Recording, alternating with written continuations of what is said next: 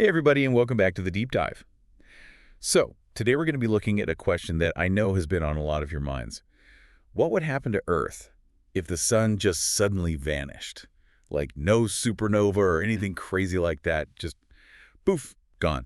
It really is a pretty fascinating thought experiment, isn't it? It is. And to sort of unpack this whole thing, we're turning to Michael Stevens and his really awesome Vsauce video that he did. We're going to try to break down some of the most important takeaways. For sure, for sure. Now, I think most people would probably think that if the sun disappeared, we would just immediately be plunged into darkness. But according to Vsauce, that's not totally true. Yeah, you're right. You're right. Because the light from the sun, it takes time to get to us, Yeah. like about 8 minutes and 20 seconds to be exact. So even if the sun were to just disappear right now, we would still be able to see the light and actually still feel its gravitational pull for a bit over 8 minutes. It's a really strange concept to try to wrap your head around. We could be looking up at a sun that doesn't even exist anymore. I know, right? It's kind of freaky. Super freaky, and actually even stranger, you would still be able to see other planets in the solar system that are being illuminated by the sun's light for a little while. Oh, wow. Kind of like watching a delayed broadcast, like a cosmic event. That's wild. So, okay, so we had this like 8-minute grace period. But Yeah. then what? What happens to Earth when that gravitational anchor is just gone? Well, I mean, without the sun's gravity to kind of hold us in this orbit, the Earth would essentially become what we call a rogue planet.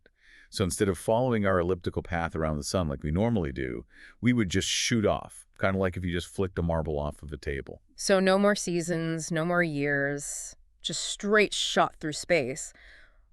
Would we like spiral out of control, or is there some sort of predictable path we'd follow? It's interesting. That path would totally depend on which direction the Earth was traveling in at the exact moment that the sun disappeared. Oh, okay. It's kind of like if you were to spin a ball on a string and then all of a sudden you just let go of the string. The ball's just going to fly off in a straight line depending on whatever direction it was going at that time. Gotcha. Makes sense. Yeah, totally makes sense.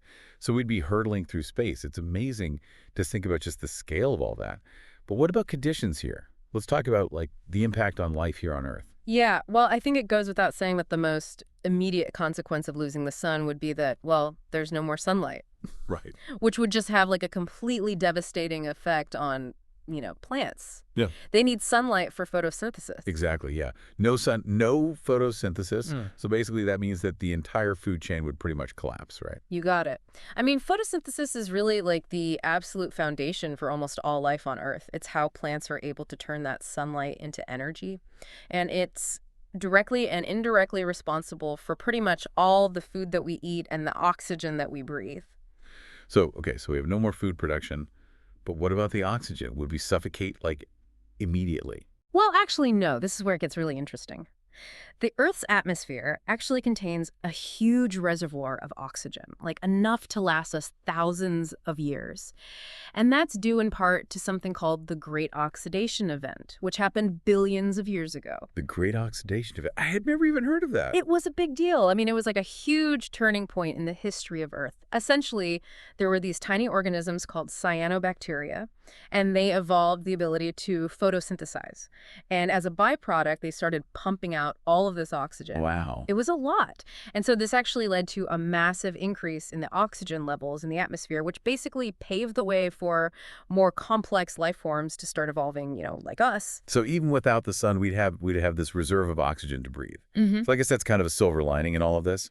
But surely there are other challenges, right? Oh, yeah, for sure. In fact, the lack of sunlight would lead to another really major problem. Okay. And that is a rapid and dramatic drop in temperature.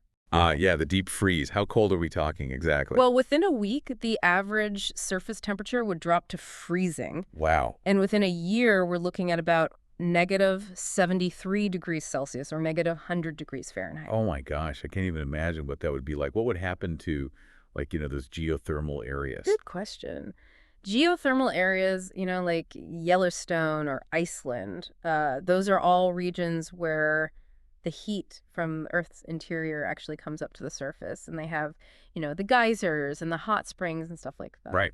So if you think about it, those areas are basically heated from below, not above from the sun. So they'd be somewhat insulated from the deep freeze. Yeah. Exactly. Could those areas maybe become like safe havens for life? Possibly. I mean, they'd definitely be warmer than the surrounding areas, but surviving in a world with no sunlight would still be, pretty darn Yeah, I challenging, bet. even for organisms that are already kind of used to living in extreme environments. Right. But it's interesting because even without the sun, we wouldn't be in complete darkness, right? Vsauce mentioned the faint glow of the Milky Way. That is true, yeah. It would provide a little bit of illumination, I guess. Okay. But it'd be really, really dim. Okay. Like only about 1300th as bright as a full moon. You'd probably be able to see outlines of things, maybe navigate around a bit, but it wouldn't be enough to help plants grow or anything like that. Right. It wouldn't give you a lot of warmth. So we'd be left with this freezing, kind of dimly lit world. That's a pretty bleak picture, to be honest. It's definitely a really big change from what we're used to. And Yeah. the changes wouldn't stop there. I mean, remember, that extreme cold is going to have some pretty crazy effects on the planet's atmosphere and the oceans. Oh, right. Vsauce talked about the liquid air rain, which sounded crazy, like something out of a sci-fi novel. It does sound kind of crazy, right? But it is actually based on, real science. Hmm. As the temperature drops like that, the gases that make up our atmosphere would start to condense. Oxygen, for example, would actually turn into a liquid at around maybe 183 degrees Celsius, and it would literally rain down from the sky. Liquid air rain. I don't even know. I can't even imagine that. Is there anything like in our everyday experience that we could compare that to just to wrap our heads around it? Well, think about when you take a bottle of water out of the freezer. Okay. At first, the water's totally frozen solid, but then as it starts to warm up, it starts to melt and liquefy. Okay. Same basic principle with air, it just happens at a much, much lower temperature. Okay. So as the Earth gets colder and colder, the air turns into liquid and falls as rain. But what happens to that liquid air? Well, as the temperature keeps dropping, that liquid air would eventually freeze too. Oh, okay. And that would basically cover the whole surface in this layer of frozen oxygen and nitrogen. Wow. So a frozen wasteland kind of dimly lit by the Milky Way, and we've got liquid air rain happening. It's kind of a wild scenario to imagine. It is, it is. But remember, we're just scratching the surface here. We haven't even talked about what would happen to the oceans or if life could adapt to this new environment. Right, that's true. Yeah. Okay, I think this is a good place to stop for now. We've covered a lot, and there's still so much more to explore. Yep. We've talked about the immediate consequences of what happens if the sun disappears, but next time we're going to dive into those longer-term effects and think about what could happen to Earth as it's just flying through the cosmos. Welcome back to the deep dive. So last time, remember, we were talking about what would happen right after the sun disappeared. Pretty intense stuff. We'd become a rogue planet, temperatures would plummet, liquid air rain, wild. Yeah. But as crazy as those first few years would be, I want to know, what happens long term? Yeah, those longer timescales, that's where the truly mind-blowing stuff happens. I mean, we're talking about Earth becoming a giant spaceship, basically, right? Exactly. Traveling at crazy speeds through the galaxy, maybe even for billions of years. We left off talking about that liquid air rain.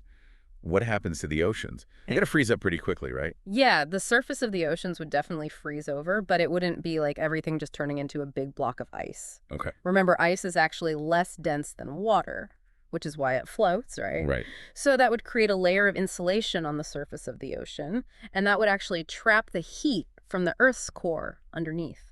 So you're saying even in this crazy deep freeze, there's a chance that liquid water could still exist deep down in the ocean? Exactly. And not just Mhm. water, but whole ecosystems, potentially. Really? Think about those hydrothermal vents we were talking about, Yeah. Those underwater hot springs. Yeah, yeah. Spewing out all those chemicals and heat from the Earth's core. Right. They're totally independent of the sun. And they already support tons of life down there. So while most life up on the surface would be struggling, those deep sea ecosystems, powered by that geothermal energy, they'd be kind of okay. Exactly. I mean, these ecosystems are fueled by a process called chemosynthesis, Okay. which is basically where microbes use the energy from those chemicals, like hydrogen sulfide, to make food. It's like photosynthesis, but they're using chemicals instead of sunlight. Got it. So instead of plants being the base of the food chain, you have these microbes supporting whole communities of things like giant tube worms and clams, even some types of fish. Right. Yeah, and remember, these ecosystems, they already exist in some of the harshest environments on Earth. Right. Total darkness, crazy high pressure, surrounded by toxic chemicals, a sunless Earth, maybe not such a big deal for them. It's amazing how life just finds a way, isn't it? But what about us, humans? I mean, we're pretty resourceful. Mm. Could we find a way to survive in this permanently cold, sunless world? I mean, it would be a massive challenge, Yeah. for sure. Survival would depend on us being able to use energy sources that aren't from the sun. Geothermal energy would be huge, but we'd also need to look into things like nuclear power, Okay. maybe even fusion if we could figure that out. It sounds like surviving would require like a complete overhaul of our technology, how we live our lives. Hmm. No more solar panels, no more agriculture. We'd basically have to create these self-sustaining underground environments. Exactly. It'd be like living on a giant underground spaceship. Wow. We'd have to manage resources carefully, create artificial light and warmth.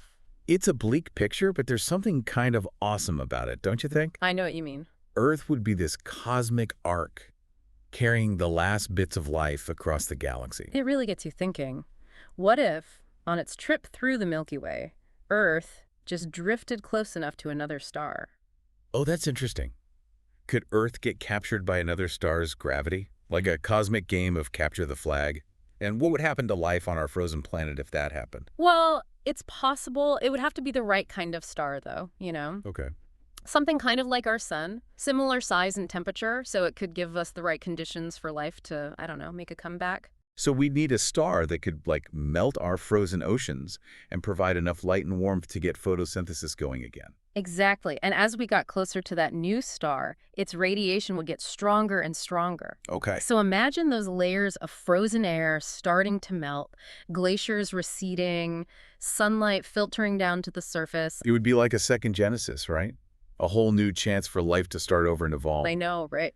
I wonder what those new ecosystems would look like. Mhm. Would we see the same kinds of plants and animals as before the sun vanished? That's a great question. Impossible to say for sure, though. I mean, evolution is such a complex thing, Yeah. unpredictable.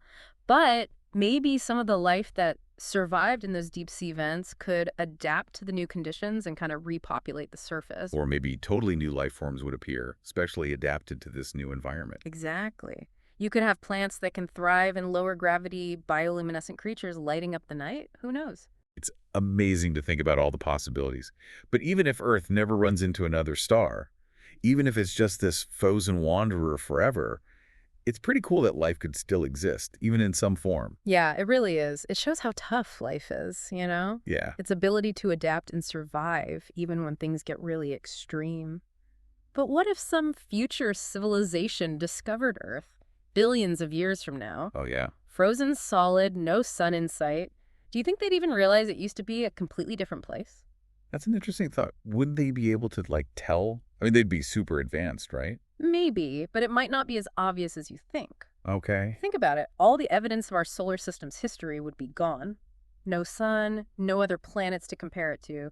Just Earth, this icy wanderer in the void. So even with their advanced technology, they might still misinterpret what they find. Yeah, maybe. They might look at Earth's composition, the frozen oceans, the traces of past life, and think, wow, this planet must have always been this way. Wow. That'd be a pretty big misunderstanding. Right. Imagine them trying to figure out how life could have possibly evolved on a world that was always frozen. They'd probably come up with some pretty wild theories. It really makes you realize how important context is. We always try to make sense of things based on what we know. But what if what we know is wrong or incomplete? It's kind of a humbling thought, right? Totally. We think we know so much, but there's always more to learn, more to discover. I mean, this whole thought experiment about the sun disappearing, Yeah. as crazy as it is, it actually teaches us a lot about our planet, about life, about our place in the universe. Don't you think? Absolutely. It makes you appreciate the value of asking those what-if questions, pushing the limits of our imagination, exploring things that seem impossible. And I think that brings us to a really important point for all of you listening. If life can exist without a sun, what other assumptions do we have about what makes a planet habitable that we might need to rethink? What other strange and amazing life could be out there, thriving in places we thought were totally impossible? It's a question that really makes you reconsider what life even is and where we might find it. It forces us to think bigger, beyond our own limited experience. It's a reminder that the universe is full of surprises, and we're only just beginning to understand what's out there. So keep exploring, keep asking questions, and keep that sense of wonder alive. This has been a wild, deep dive, and we hope you've enjoyed it as much as we have. Thanks for joining us on this adventure. Can you imagine finding our solar panels and wind turbines and trying to figure out what they were for in a world with no sun? It'd be like some giant space archaeology puzzle. But it's not just future civilizations that might get thrown off. Even us right now, with what we know about the universe, we might have trouble figuring out if a planet went rogue. That's a good point. Are there, like, signs that astronomers look for to see if a planet has gone rogue? Yeah, there are a few clues. Like, rogue planets are usually way colder than planets that orbit a star. Okay. So their infrared signals are different, and they might have weird orbits or stuff in them that doesn't really match where they are now. So it's like being a detective trying to piece together the history of these planets just drifting through space. Makes you wonder how many rogue planets are out there, just, carrying the secrets of their pasts. It's a great question, and astronomers are trying to figure that out. With these new telescopes and stuff, we're probably going to find a lot more rogue planets. It's exciting to think about what we might discover. But for now, let's bring it back to our deep dive. We've covered so much, from what happens right when the sun disappears to Earth becoming this rogue planet. What do you think is the most surprising thing about all of this? Honestly, the fact that life could still keep going, even after something so huge happens, life finds a way. It really makes you think about how powerful evolution is and how many different kinds of life are out there. I totally agree. It's humbling and amazing at the same time, To think that even without the sun, life wouldn't just stop. It would find a way, maybe in ways we can't even imagine right now. Exactly. And it makes you ask, like, if life can exist without a sun, what else do we think we know about life that might be wrong? What other crazy kinds of life could be out there in places we never thought possible? It makes you rethink what life even is and where we might find it. Right. Makes you think bigger. For sure. It reminds us that the universe is full of surprises and we barely scratched the surface. So keep exploring, keep asking questions, and never lose that sense of wonder. This has been a truly amazing deep dive, and we hope you've enjoyed it as much as we have. Thanks for joining us.